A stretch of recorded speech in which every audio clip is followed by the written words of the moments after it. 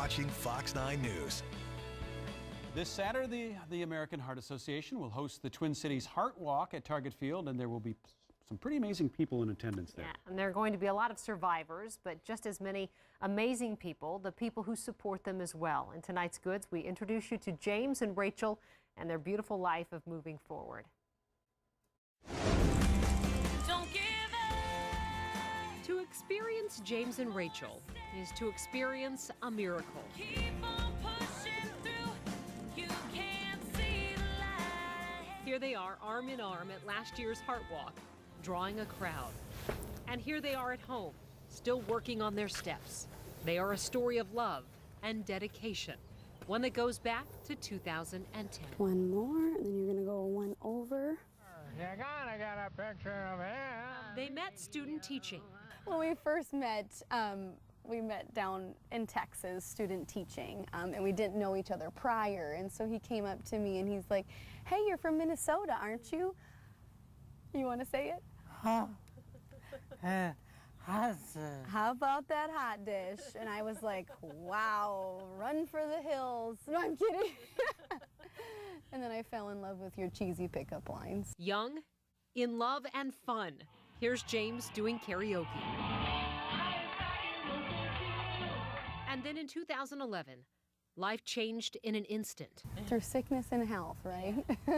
And you just went for a run one evening and collapsed in the ditch. And just a community member found you in the ditch and performed life-saving CPR. Okay, what was I doing? James had gone into cardiac arrest. He had a heart history, but was seemingly healthy. And there were no overt warning signs. He was given a 1% chance to live. James was born with congenital heart disease, so he had a valve replacement. You had 2 open heart surgeries before you were 18 years old.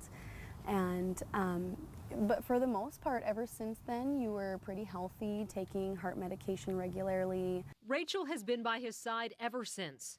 That image of her at the Heart Walk is pretty telling.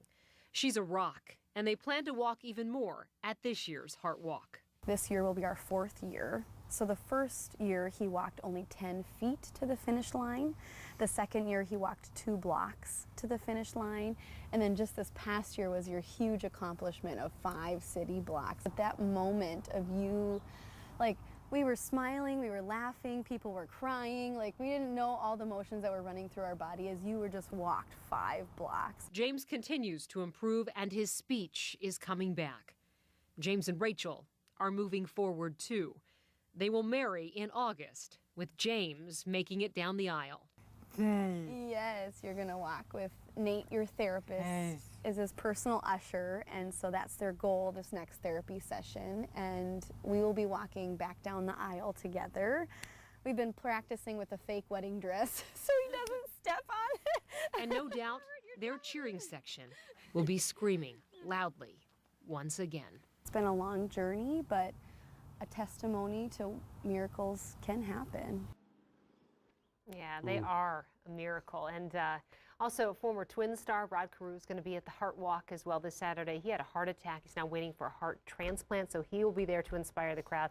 Always a huge event. Now you know what we mean by amazing people will be there. Yeah, Wow. yeah, it's going to be great. It's going to be a little chilly this Saturday. You're going to have to wear kind of a big coat, maybe some long pants. Ian, what are you thinking?